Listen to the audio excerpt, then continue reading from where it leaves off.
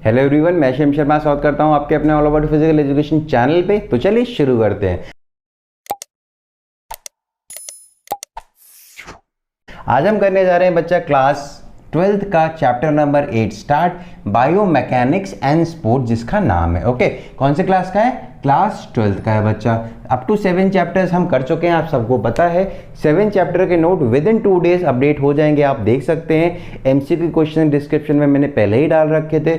इस वाले पार्ट को कराने के बाद जब ये वीडियो आपके पास में आएगा तो उसमें डिस्क्रिप्शन में इस चैप्टर के एमसीक्यू क्वेश्चंस आपको मिल जाएंगे और विद इन 4 डेज आपको इसके नोट्स भी मिल जाएंगे। तो चलिए शुरू करते हैं। बाकी जो नए बच्चे हैं जो पहली बार वीडियोस देख रहे हैं, मेरे चैनल पे आए हैं और पहली बार वीडियोस देख रहे हैं, अगर उनको पसंद आती हैं वीडियोस तो प्लीज़ ज़रूर सब्सक्राइब कीजिएगा। बिना सब्सक्राइब किए चैनल को मत जाइएगा, नीचे रेड बटन है उसको क्लिक कीजिए और बेल आइकन को दबाइए ताकि आपको हर एक नोटिफिकेशन मेरा मिल सके। तो चलिए शुरू करते हैं आज का अपना चैप्टर। तो बच्चे जो आज का हमारा चैप्टर है वो है बायोमैकेनिक्स एंड स्पोर्ट्स, ठीक है। अब देखिए बायोमैकेनिक्स में एक तो हमारा वर्ड आ गया बच्चा बायो, ठीक है। बायो का मतलब आप सबको पता है क्या होता है? लाइफ। क्या होता है? लाइफ, ठीक है ओके। अब हम बात करते हैं मैकेनिक्स का। मैकेनिक्स क्या होता है? मैकेनिक्स बच्चा वो हमारी होती है फील्ड। किस चीज की? वो हमारी फील्ड ऑफ फिजिक्स होती है, ठीक है। किसकी होती है? फील्ड ऑफ फिजिक्स होती है।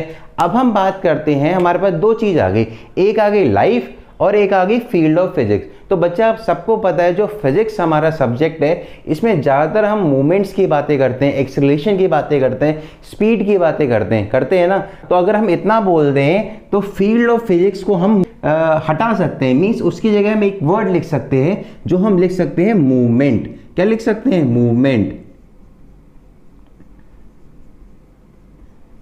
ठीक है। हमने मूवमेंट्स लिख दिया। तो फिजिक्स का मतलब मूवमेंट्स भी तो होता है ना, कि मूवमेंट्स की हम बातें करते हैं, स्पीड की करें या एक्सेलरेशन की करें। तो वैसे ही हम फिजिक्स की जगह जब हमने मूवमेंट्स लिख दिया तो लाइफ हमारी कहाँ होती है? ह्यूमन बॉडी में लाइफ होती है ना। तो अगर हम ह्यूमन बॉडी के मूवमेंट्स की बात करते हैं तो वो जाके हमारा बनता है biomechanics. I hope I am clear, आपको समझ आया। दोबारा क्लियर कर देता हूं। दो वर्ड है, एक है बायो, एक है मैकेनिक्स। बायो का मतलब आपका लाइफ था, ठीक है। मैकेनिक्स का मतलब आपका क्या था? Field of physics. Field of physics में हम किस बारे में पढ़ते हैं? हम मूवमेंट्स के बारे में, स्पीड के बारे में, एक्सेलरेशन, इन सब चीज़ों के बारे में पढ़ते हैं। तो मैंने फील्ड ऑफ फिजिक्स की जगह मूवमेंट्स लिख दिया, कोई प्रॉब्लम तो नहीं है, ठीक है। मूवमेंट्स की बातें कर रहे हैं हम। और बात करें लाइफ की तो लाइफ हमारे एनिमल्स में भी होती है और ह्यूमन बॉडी में भी होती है। बट अभी हम क्या कर रहे हैं? अभी हम ह्यूमंस के बारे में पढ़ रहे हैं, तो मैंने लाइफ की जगह ह्यूमन बॉडी लिख दिया। तो मीन्स अगर हम इसको कंबाइन करते हैं बच्चा तो ह्यूमन बॉडी के मूवमेंट्स की बात हम जो करते हैं वो हमारा बायोमैकेनिक्स फील्ड होता है। So biomechanics is a field of movement of human body. I hope I am clear. Biomechanics क्या है? बायोमैकेनिक्स एक वो फील्ड है जिसमें हम ह्यूमन बॉडी के मूवमेंट्स के बारे में पढ़ते हैं। तो that is biomechanics in sports. I hope I am clear ना।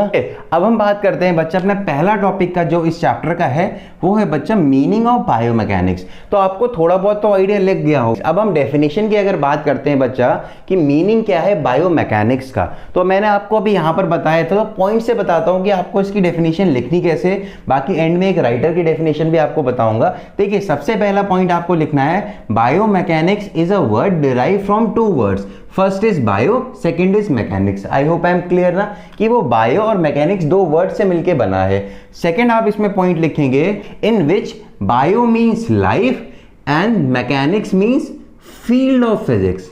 Okay I am clear. इसके बाद में आप लिखेंगे thus it is said that, तो उसमें आप लिखेंगे biomechanics is a branch of science which deal with the force related to the body movements। Means जो भी बॉडी मूवमेंट्स हम कर रहे हैं उस पर जो भी फोर्स लग रही है उसके बारे में नॉलेज लेना या फिर उसके बारे में जानना हम किस में जानते हैं? हम बायोमैकेनिक्स में जानते हैं। आई होप आपको 3 पॉइंट क्लियर हो गए कि आपको डेफिनेशन लिखनी कैसे। ये 3 पॉइंट लिखने के बाद नेक्स्ट आप एक डेफिनेशन लिखेंगे, किसी भी राइटर की एक डेफिनेशन है, मैं आपको बताता हूँ। अकॉर्डिंग टू हेरब्रेट, ये एक राइटर है जिन्हें डेफिनेशन लिखी है बायोमैकेनिक्स पे बच्चा। इन्होंने लिखा है biomechanics is a study of the structure and the function of biological system by the method of mechanics। मतलब क्या है मैं बताता हूँ कि इन्होंने कहा है कि बायोमैकेनिक्स एक वो स्टडी है बायोलॉजिकल सिस्टम के फंक्शन की और उनके स्ट्रक्चर की स्टडी है। तो हमारा बायोलॉजिकल सिस्टम है बच्चा, वो क्या हुआ, वो ह्यूमन की बात हो रही है, लाइफ की बात हो रही है। तो ह्यूमन के अंदर लाइफ होती है ना, तो जब हम उसके बॉडी के फंक्शंस की बात करें या फिर उसके ऑर्गन्स की बात करें या फिर उसके ऑर्गन्स पे जो फोर्स लग रही है उसकी बात करें या फिर उसके ऑर्गन्स का जो मूवमेंट हो रहा है उसकी बात करें, उनकी स्टडी जब हम करते हैं with the help of mechanics, that thing is known as biomechanics. I hope I am clear. मैंने आपको तीनों तरीके से बता दी कि 2 पॉइंट आपको ऐसे लिखने, 1 पॉइंट आपको मैंने बताया था वो लिखना है and the 4th one is आपको एक डेफिनेशन लिख देनी है। आई होप आपको बायोमैकेनिक्स बिल्कुल क्लियर हो गया होगा कि क्या होता है। अब बात करते हैं बायोमैकेनिक्स की बच्चा इंपॉर्टेंस की। तो जो हमारा सेकंड पॉइंट है वो है इंपॉर्टेंस ऑफ बायोमैकेनिक्स। तो इंपॉर्टेंस की अगर हम बात करें तो सबसे पहला इंपॉर्टेंट इसमें है बच्चा अंडरस्टैंडिंग ह्यूमन बॉडी। इसकी हेल्प से जब भी हम स्टडी करते हैं बायोलॉजिकल सिस्टम की, मीन्स हम ह्यूमन की स्टडी कर रहे हैं, तो जब हम ह्यूमन की स्टडी कर रहे हैं तो उसके ऑर्गन्स की भी स्टडी करेंगे ना, तो मीन्स हम ह्यूमन को जानते हैं, अपनी बॉडी को जानते हैं। Understanding body, understanding human body is the first important of biomechanics. Second आप इसमें लिख सकते हैं बच्चा जब प्रिवेंट इंजरी, जब हमें पता है कि हमारे ये बॉडी पार्ट है ये इतना फोर्स ही लगा सकता है या इतना फोर्स ही ये झेल सकता है, ठीक है, तो अगर हम उससे ज़्यादा फोर्स लगाएंगे तो ऑब्वियसली बात इंजरी होगी। बट जब हमने अंडरस्टैंडिंग ऑफ बॉडी किया था, मीन्स अपने बॉडी के बारे में जाना, तो हमें पता लगा कि हमारी बॉडी इतना ही फोर्स लगा सकती है, तो इससे ज़्यादा हम नहीं लगाते हैं, क्योंकि अगर हम लगाएंगे तो हमें इंजरी होगी। तो इसकी हेल्प से अगर हमें पता होगा अपनी बॉडी के बारे में तो हमारी इंजरीज भी बचती हैं। तो बायोमैकेनिक्स का इंपॉर्टेंस जो हमारा सेकंड था वो प्रिवेंट इंजरी है।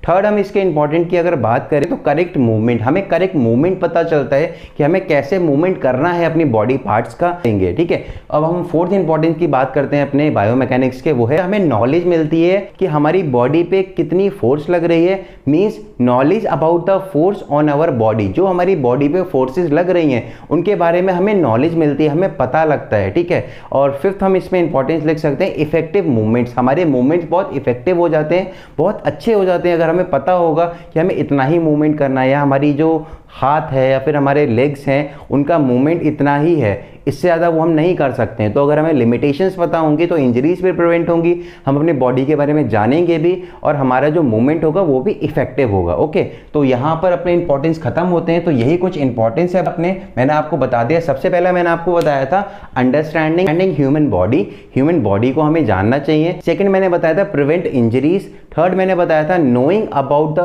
फोर्सेज ऑन आवर बॉडी, जो भी फोर्सेज हमारी बॉडी पे लग रही हैं उनके बारे में हम जानते हैं। फोर्थ मैंने बताया था इफेक्टिव मूवमेंट्स, हमारे मूवमेंट्स इफेक्टिव बन जाते हैं। फिफ्थ मैंने इसमें बताया था करेक्ट मूवमेंट, हमें करेक्ट मूवमेंट के बारे में पता चलता है कि हम कैसा मूवमेंट करें अपनी बॉडी में। और हम सिक्स इसमें ले सकते हैं यूज इन रिसर्च वर्क। अगर हम बायोमैकेनिक्स की हेल्प से पढ़ते हैं कोई भी चीज़ अपनी ह्यूमन बॉडी के बारे में या उनके ऊपर जो भी फोर्सेज लग रही है उनके बारे में, तो ये चीज़ें हमारी रिसर्च वर्क में भी काम आती हैं, आगे बहुत अच्छी चीज़ें हम लोग के लिए बनाने के लिए। ओके, तो यही कुछ इंपॉर्टेंट है बच्चा। अब हम बात करते हैं कुछ मेन चीज़ें हैं इस चैप्टर की, वो है बेटा टाइप ऑफ मूवमेंट्स, ठीक है। तो मूवमेंट्स आपको बताने की कोई ज़रूरत नहीं कि what is movement. Movements means like मैं ये कर रहा हूँ it is also a movement, ये कर रहा हूँ it is also a movement. तो movement is a normal uh movement. अब हम बात करते हैं मूवमेंट्स की रियली टाइप्स की। तो मूवमेंट्स के टाइप कौन कौन से हैं? तो बच्चा जो पहला टाइप है हमारे मूवमेंट का वो है बच्चा फ्लेक्शन, ठीक है। अब फ्लेक्शन की बात करता हूँ, बहुत अच्छे से समझाता हूँ, आपको क्लियरली समझ आएगा बच्चा। फ्लेक्शन एक वो चीज होती है, या फिर हम बोल सकते हैं फ्लेक्शन इज अ मूवमेंट, ठीक है। Flexion is a movement of our joints, हमारे जॉइंट्स का मूवमेंट होता है फ्लेक्शन। अब हम फ्लेक्शन की जब बच्चा बात करते हैं कि फ्लेक्शन होता क्या है, तो पॉइंट वाइज पॉइंट बता रहा हूँ, 3 पॉइंट बताऊंगा, बहुत इंपॉर्टेंट है, ध्यान से सुनिएगा। देखिए जो हमारा फ्लेक्शन है बच्चा, फ्लेक्शन एक हमारा बेंडिंग जॉइंट्स का मूवमेंट है। क्या है? Bending joint movement. सबसे पहला आप इसमें पॉइंट लिखेंगे flexion is a bending joint movement. Like अगर ये आपका हाथ है और आप अपने हाथ को ऐसे ला रहे हो तो दिस इज फ्लेक्शन, ये फ्लेक्शन हो रहा है, ठीक है। मींस सेकंड पॉइंट आप इसमें लिखेंगे जो भी एंगल आपका बन रहा है जॉइंट्स पे वो आपका शॉर्ट होता है। Means second point is when you do bending movement, जो एंगल बनता है आपके जॉइंट पे वो डिक्रीज होता है। तो ये आपका दूसरा पॉइंट है, याद रखिएगा। पहला क्या था? Movement of bending of joint is known as flexion. और सेकंड क्या था? जब भी हम मूवमेंट करते हैं बेंडिंग का तो जो हमारा जॉइंट होता है वहां पर जो एंगल बनता है वो डिक्रीज होता है। आई hope I am clear. Example बता दूं, अगर ये हाथ है मैं ऐसे कर रहा हूं तो दिस इज फ्लेक्शन, मीन्स हम अपने बॉडी पार्ट को मिडल लाइन की तरफ लाते हैं। अब मिडल लाइन क्या होता है ये बता देता हूं। अगर कोई भी पर्सन ये है बच्चा, ठीक है, ये कोई पर्सन है तो ये लॉन्गिट्यूडनल एक्सिस हो गया उसका, आप ये मान लीजिए, तो ये उसका मिडल हो गया, ठीक है। अब अगर आप अपने बॉडी पार्ट को अपनी बॉडी के पास ला रहे हैं, मीन्स अपने बॉडी के तरफ ला रहे हैं बेंड करके, तो ये आपका फ्लेक्शन होता है, ठीक है। अब बात करता हूं सेकंड पॉइंट की, बिल्कुल सिमिलर है, बस अपोजिट है, ध्यान से समझिएगा। सेकंड है एक्सटेंशन। एक्सटेंशन मतलब क्या होता है बच्चा? एक्सटेंशन मतलब आप सबको पता है कि खोलना, ठीक है। एक्सटेंशन मीन्स जब हमने अपना हाथ को बेंड किया है ऐसे, लाइक ये मेरा लॉन्गिट्यूडनल एक्सिस है और मेरा हाथ बेंड हो रखा है, अगर मैंने अपने हाथ को खोल दिया, ठीक है। सबसे पहला point, when we increase the angle of the joint, ठीक है, जो हमारे जॉइंट का एंगल होता है वो इंक्रीज होता है, तो डेट इज एक्सटेंशन। एक्सटेंशन में हम क्या करते हैं? एक्सटेंशन में हम बेंडिंग नहीं करते, हम क्या करते हैं? ओपनिंग करते हैं, मीन्स अपने पार्ट को फैलाते हैं और जो हमारे जॉइंट पे एंगल बनता है वो भी बढ़ता है। तो ये 2 पॉइंट आप याद रखिएगा। सेक्शन में क्या होता है बच्चा? जो एंगल होता है हमारे जॉइंट पे वो क्या होता है? वो डिक्रीज होता है, और एक्सटेंशन में हमारा जो जॉइंट्स पे एंगल होता है वो इंक्रीज होता है, ठीक है। इसमें हम क्या करते हैं? जॉइंट से अपने पार्ट को अपनी बॉडी की तरफ बेंड करते हैं, या फिर हम बेंडिंग ऑफ जॉइंट कह सकते हैं इसको। और इसमें हम क्या करते हैं? इसमें हम बेंड नहीं करते, हम ओपनिंग ऑफ जॉइंट कहते हैं, या फिर हम ओपन करते हैं पूरी अपनी बॉडी को। This is extension. I hope I am clear, ये चीज समझ आ गई होगी। इमेजेस भी आपके सामने आ रहे होंगे, आप देख सकते हैं कि क्या मतलब है, आप क्लियरली समझ जाएंगे। ओके, अब बात कर लेते हैं एग्जाम्पल की। दोनों की एग्जाम्पल की अगर हम बात कर लें बच्चा, तो जो इसका एग्जाम्पल है इसमें हम बोल सकते हैं बेंडिंग ऑफ आवर आर्म, या फिर हम घुटनों पे बैठते हैं तो अपने पैर कैसे होते हैं? लाइक अगर ये हमारा वैदिक है, अगर मैं इसको घुटनों पे बैठा दूं तो इसके पैर मुड़ जाते हैं ना, तो ऐसे करके मुड़ जाएंगे पैर। अगर हम मोड़ के रखेंगे पैर तो हमारा फ्लेक्शन हुआ, और अगर हम पैर खोल के रखेंगे तो हमारा एक्सटेंशन हुआ, ठीक है। आई hope I am clear, example आपको समझ आ गया होगा। अब बात करते हैं बच्चे थर्ड मूवमेंट की। जो हमारा थर्ड मूवमेंट है वो है एबडक्शन, ठीक है। अब इसको बहुत ध्यान से समझिएगा। एबडक्शन का सबसे पहला पॉइंट जो आप इसमें लिखेंगे, it is a movement of pulling our body part away from the middle of our body. Clear हुआ? समझ आता हूं। अगर आपकी ये बॉडी है बच्चा, ठीक है, ये आपकी बॉडी का मिडल है, ठीक है। अगर आप अपने हाथ को, ये वाले जो हाथ को ऐसे करके ये ले जा रहे हैं, तो ये आप अपनी मिडल से दूर ले जा रहे हैं ना, तो दिस इज द पुलिंग। तो ये हमारा क्या होता है? ये हमारा एबडक्शन होता है। और बच्चा जब हम अपने हाथों को पुल नहीं करते हैं, हम अपनी मिडल बॉडी के पार्ट की तरफ लाते हैं, या फिर अपने मिडल बॉडी की तरफ अपने पार्ट्स को लाते हैं, बॉडी पार्ट्स को, तो वो हमारा क्या होता है? एडक्शन होता है, ठीक है। आई होप आई एम क्लियर, दोनों चीज आपको क्लियर हो गई होंगी कि एडक्शन क्या होता है और एबडक्शन क्या होता है। इसमें हम पुलिंग करते हैं अपने बॉडी ऑर्गन्स को अपनी मिडल बॉडी से दूर, बट जो हमारा एडक्शन होता है इसमें हम क्या करते हैं? इसमें हम अपनी बॉडी पार्ट्स को जो दूर होते हैं उनको अपनी बॉडी के मिडल में लाते हैं, मींस अपनी मिडल बॉडी की तरफ लाते हैं, उसके डायरेक्शन में लाते हैं। आई होप ये दोनों चीजें अभी आपको क्लियर हो गई होंगी। से रिवाइज कर लेते हैं। एबडक्शन बच्चा वो होता है, it is a body movement in which we pull our body part away from the middle of our body, ठीक है, अपनी बॉडी के मिडल से हम दूर ले जाते हैं। और जो हमारा एडक्शन होता है इसमें हम क्या करते हैं? ये बॉडी का वो मूवमेंट होता है जिसमें हम अपने बॉडी पार्ट को अपनी बॉडी के मिडल में लेके आते हैं, मिडल डायरेक्शन में लेके आते हैं। ओके, आई एम क्लियर ना? दोनों आपको चीजें क्लियर हो गई होंगी। एग्जाम्पल मैंने अभी आपको करके दिखाई दिया है। अब बात करते हैं बच्चा अपने फिफ्थ मूवमेंट की, जो हमारा है एलिवेशन। तो बच्चे एलिवेशन मतलब आप सबको पता है, आप सबने मैथ्स भी पढ़ी होगी, आपने रीजनिंग भी पढ़ी होगी, ठीक है, आपने 10th में मैथ्स भी पढ़ी होगी, तो उसमें एलिवेशन के क्वेश्चंस आते हैं। तो एलिवेशन मीन्स क्या होता है? एलिवेशन मीन्स ऊपर करना। It is a body movement of our shoulder, जिसमें हम अपने शोल्डर्स को ऊपर करते हैं, सिंपल।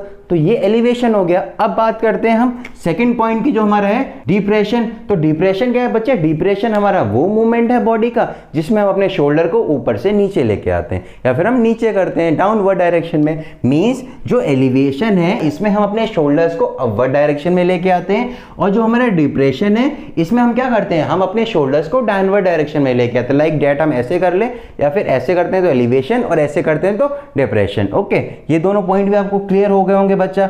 अब बात करते हैं हम अपने 7th पॉइंट की या मूवमेंट की, जो हमारा है इंटरनल रोटेशन। तो बच्चा इंटरनल रोटेशन समझने की बहुत ज़्यादा इंपॉर्टेंट है, आपको कैसे इसको समझना है ये बताता हूँ, बहुत ही ईजी है। देखिए इंटरनल रोटेशन और एक्सटर्नल रोटेशन। इंटरनल रोटेशन बच्चा वो रोटेशन होता है जो हमारी बॉडी के मिडल के तरफ होता है। मीन्स लाइक अगर ये मैं हूं और ये मेरी बॉडी का मिडल जा रहा है, ठीक है, अगर मैं हाथ अपना रोटेट कैसे करूं, ऐसे करूं, तो दिस इज इंटरनल रोटेशन। और अगर मैं अपना हाथ ऐसे करके करूं तो it is external rotation. Means अगर हम अपनी बॉडी का जो भी पार्ट रोटेट कर रहे हैं वो अपनी बॉडी के मिडल से बाहर की तरफ कर रहे हैं तो वो हमारा एक्सटर्नल हो गया, और अगर हम अंदर की तरफ करेंगे तो वो हमारा क्या हो गया, वो हमारा इंटरनल रोटेशन हो गया। आई होप आई एम क्लियर ना, दोनों चीज क्लियर हो गई। अब इसके बाद में हम बात करते हैं अपने 9th मूवमेंट की, जो हमारा है सर्कुलेशन मूवमेंट, ठीक है। अब हम सर्कुलेशन की बात अगर बच्चा करते हैं तो सर्कुलेशन हमारा बॉडी पार्ट का वो रोटेशन है जिसमें कोन फॉर्म होती है, ठीक है।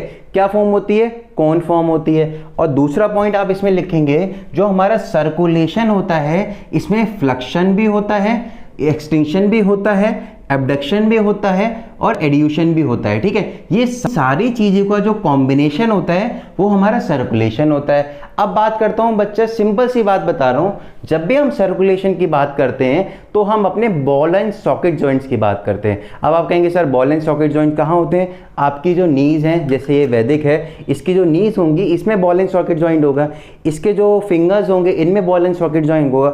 मीन्स अगर हम अपने फिंगर्स की मूवमेंट्स की बात करें या फिर हम अपने नीज की मूवमेंट्स की बात करें, that type of movement of body is known as circulation.